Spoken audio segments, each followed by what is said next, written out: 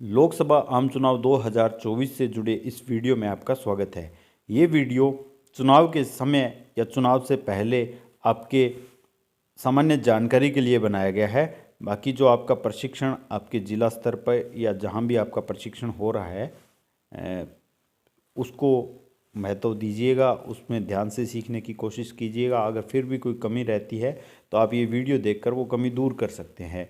अगर आपके कोई प्रश्न हैं ट्रेनिंग से संबंधित, अगर कोई बात समझ में नहीं आई है, इस वीडियो में समझ में नहीं आई है, या इलेक्शन की जो आपकी ट्रेनिंग हुई है उसके दौरान कोई बात समझ नहीं आई है, तो आप इस वीडियो की मदद से सहायता ले सकते हैं। तो इस आज के वीडियो में हम आपको ईवीएम जो होती है उसमें वीवीपैट, कंट्रोल यूनिट और बैलेट यूनिट के बारे में जानकारी देंगे कि आपको क्या चेक करना है, कौन सी चीज़ कैसे होनी चाहिए, और आपको जब सामग्री मिलेगी तो आपको वहाँ क्या क्या चेक करना है। तो आइए शुरू करते हैं आज का ये पहला वीडियो। तो इस वीडियो में मतदान शुरू होने से पहले वोटिंग मशीन की जांच और स्थापना के बारे में हम बात करेंगे। तो सबसे पहले आपको इलेक्ट्रॉनिक वोटिंग मशीन के बारे में जानकारी होनी चाहिए। आपको जो 3 बॉक्स मिलेंगे जहां से आप सामग्री प्राप्त करोगे, उसमें जो ये पहला बॉक्स आप देख रहे हो इसके अंदर बैलेट यूनिट है, बीच के अंदर जो बॉक्स दिखाया हुआ है इसमें कंट्रोल यूनिट है, और इस साइड में जो ब्लू कलर का ढक्कन वाला बॉक्स देख रहे हो ये वीवीपैट मशीन है। तो बक्से खोलने के बाद आपको बैलेट यूनिट, कंट्रोल यूनिट और वीवीपैट इस अवस्था में हमें प्राप्त होगी। तो आगे हमें क्या करना है, पहले हमें सबसे पहले जब सामग्री लेंगे तो हमें बैलेट यूनिट चेक करनी है।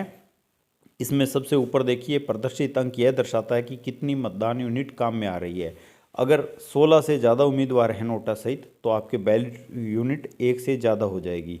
ज़्यादातर चुनावों में 16 से कम ही होते हैं, तो बहुत कम ऐसे क्षेत्र होते हैं जहां 2 बैलेट यूनिट या 2 से भी ज़्यादा बैलेट यूनिट काम में ली जाती है। तो आपको यहाँ पे देखना है कि कितनी मतदान यूनिट काम में आ रही है। अगर 1 यूनिट काम में आ रही है तो ऊपर जो बॉक्स है उसमें 01 प्रदर्शित होना चाहिए, और उसके बाद आगे जितनी संख्या है आगे की संख्याएं आगे की बैलेट यूनिट में प्रदर्शित मिलेगी। इसके बाद जो उम्मीदवारों के सामने नीले रंग का बटन है उसमें से कितने बटन लॉक हैं, जितने उम्मीदवार है उतने बटन खुले हैं क्या ठीक से, ये भी हमें चेक करना है। उनके सामने जलने वाली बत्तियां वो अपने बाद में जब इसको कनेक्ट करके देखेंगे तब चेक हो जाएगी। मॉक पोल के समय अगर विभागीय निर्देश मिलते हैं तो आप सामग्री प्राप्त करते ही उसे चेक कर सकते हैं। और मतपत्र जो लगा हुआ है वो स्थान उसमें देख लेना है हमें कि सभी प्रत्याशियों की सूची ठीक ढंग से लगी हुई है या नहीं है, और सबसे महत्वपूर्ण पिंक पेपर सील आपकी लगी हुई है या नहीं। और इसके बाद बैलेट यूनिट के पीछे जो है ये इसका सीरियल नंबर दिया होता है, इसको भी चेक करना है। और हमारे जो इसका बॉक्स मिलेगा उसके ऊपर एड्रेस टैग आपको लगा हुआ मिलेगा, तो आपको एड्रेस टैग पे भी यही सीरियल नंबर होना चाहिए, और एड्रेस टैग पे आपको चेक करना है कि जो मतदान केंद्र आपको मिला है ठीक उसी मतदान केंद्र की बैलेट यूनिट है या नहीं है। यहाँ से आपको बहुत ही सावधानीपूर्वक सामग्री प्राप्त करनी है। सामग्री प्राप्त करते समय बिल्कुल भी हमें लापरवाही नहीं करनी है, एक एक चीज़ को ढंग से चेक करना है, क्योंकि अगर आप शुरुआती काम ढंग से कर लोगे तो आगे चुनाव के अंदर आपको कोई दिक्कत नहीं आएगी, कोई भी समस्या नहीं आएगी। मतदान यूनिट की जांच करना। अब मतदान यूनिट को जांच हम कैसे करेंगे कि इसको सील अच्छे प्रकार से किया है या नहीं है, पिंक पेपर सील को, एड्रेस टैग भी उसी मतदान केंद्र का है या नहीं है, ये सारी चीज़ें आपको चेक करनी है। इसी प्रकार ये आपको कंट्रोल यूनिट आपकी स्क्रीन पे आप देख रहे हो। कंट्रोल यूनिट में इसके जो भाग हैं उनके बारे में बात करने की ज़्यादा ज़रूरत नहीं है, लेकिन फिर भी आप एक बार इसको चित्र को ध्यान से देख सकते हो। जब आपकी वहाँ पे ट्रेनिंग होगी तब आप इसको अच्छे से एक बार और देख सकते हो, यूज़ करके देख सकते हो। जितने भी मतदान अधिकारी प्रथम और पीआरओ साहिबान हैं उनको वहाँ पे इसकी हैंड्स ऑफ ट्रेनिंग दी जाती है, उसमें अच्छे से इसका प्रयोग किया करके देखना चाहिए सभी को अपने हाथ से, ताकि एक बार अगर आप अपने हाथ से सारे इसमें चेक कर लोगे, पूरा काम एक बार पूरी पोल प्रोसेस कर लोगे तो समस्या नहीं आएगी।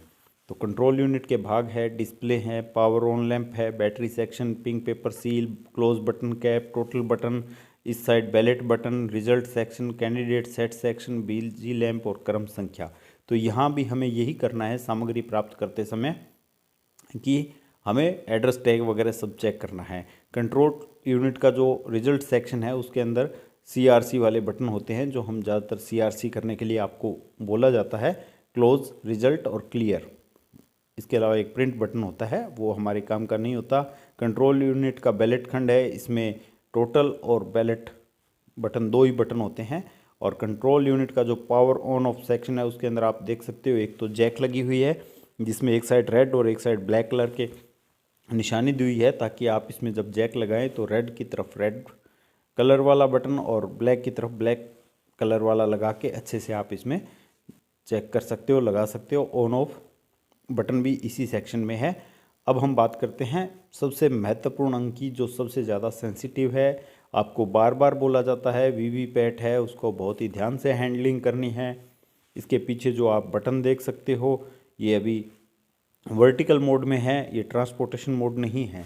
वर्टिकल का मतलब ये सीधा खड़ा है, और जब ये हॉरिजॉन्टल मोड में होगा, मतलब स्लीप मोड में होगा, तब इसको टेढ़ा करके रखना है ध्यान से। अगर आप इसको ट्रांसपोर्टेशन के अंदर ये गड़बड़ करोगे तो मशीन आपकी काम नहीं करेगी, आपको समस्याओं का सामना करना पड़ेगा। इसलिए वीवीपैट को बहुत ही ध्यान से हैंडलिंग करनी है। इसके अलावा वीवीपैट का जो ये प्रदर्शित खंड है, जिसमें हमें पर्ची दिखती है, मतदाता पर्ची गिरती है, उस सेक्शन को लाइट से, ज़्यादा धूप से, ज़्यादा तेज़ लाइट से बचाना है, नहीं तो इसके जो डिस्प्ले है वो ख़राब होने का डर रहता है। अब हम सबसे पहले आपको बताते हैं वीवीपैट को BU से जोड़ा जाएगा। कई बार कुछ लोग गलती कर देते हैं, और यहाँ गलती की संभावना नहीं होनी चाहिए बिल्कुल भी। जो आपकी बैलेट यूनिट है उसको आपको वीवीपैट से जोड़ना है, और जो वीवीपैट है उसको आपको उसके बाद ये प्रिंटर पेपर रोल को लॉक करना है। उसके बाद इसको कंट्रोल यूनिट से जोड़ना है। वीवीपैट का जो स्विच है वो आपको कंट्रोल यूनिट में लगाना है। यहाँ आप चित्र के माध्यम से इसको देख सकते हैं, रेखा चित्र में बताया गया है आपको। दोनों छोटी यूनिटें हैं, कंट्रोल यूनिट और बैलेट यूनिट वो दोनों साइड में है, और वीवीपैट वो बीच में है। तो देखो नाम बड़ा है, वो बीच में है, दोनों साइड दो दो नाम है, CU साइड में आ जाएगी दोनों साइड में, और वीवीपैट बीच में। बैलेट यूनिट को वीवीपैट से कनेक्ट करना है, वीवीपैट को कंट्रोल यूनिट से कनेक्ट करना है। तो इसके साथ आपको इंटरकनेक्टिंग जो केबल है वो खूब लंबी मिलेगी, तो इसको अच्छे से आप लगा सकते हैं, कोई दिक्कत नहीं आएगी। मॉक पोल और जो वास्तविक मतदान है उसके समय आपकी जो वास्तविक स्थिति होती है बैलेट यूनिट की और वीवीपैट की, वो इस चित्र में आप देख सकते हैं। इसी स्थिति में आपको लगाना चाहिए, आपको इनके बीच में ज़्यादा दूरी नहीं रखनी चाहिए। वोटिंग कंपार्टमेंट के अंदर इस प्रकार से रखिए कि आसानी से जो मतदाता है वो अपनी पर्ची को देख सके। तो मॉक पोल के दौरान जो बैलेट यूनिट है उसकी स्थिति आप यहाँ देख सकते हैं। जब हम उधर से बैलेट जारी करेंगे तब ये रेडी लैंप है, ये ग्रीन सिग्नल दे देगा। इसके बाद जो मतदाता है वो अपना वोट डाल सकता है। इस वीडियो में हम इतनी ही बात करेंगे, क्योंकि आपको इस वीडियो में सामान्य जानकारी वीवीपैट, कंट्रोल यूनिट और बैलेट यूनिट के बारे में दी है, और आपको बताया है कि किस प्रकार इसको जोड़ा जाना है आपस में, तो और आपको क्या क्या चीज़ें चेक करनी है। इसके अलावा जो बैलेट यूनिट का विस्तार से एक और वीडियो आपको इसी चैनल पर मिल जाएगा, आप उसको देखकर अपने बैलेट यूनिट के बारे में जानकारी, कंट्रोल यूनिट के बारे में जानकारी प्राप्त कर सकते हैं। तो जो सबसे ज़्यादा ऑपरेटिंग के समय समस्या आती है वो कंट्रोल यूनिट के, जो कि PO3 के पास उसका चार्ज रहता है, उसके द्वारा आती है। वहाँ से कई बार देखा गया है कि मतदान जो रजिस्टर है उसमें और जो कंट्रोल यूनिट है उसमें वोटों की गिनती में फ़र्क आ जाता है, तो उसमें जो लापरवाही होती है उससे बचना है। इसका पूरा मैं कंट्रोल यूनिट का जो सेक्शन है उसके अंदर वीडियो सेक्शन है, उसमें आपको पूरा विस्तार से बताऊंगा। इसलिए मेरे चैनल से जुड़े रहिए और विस्तार से जानकारी प्राप्त करते रहिए।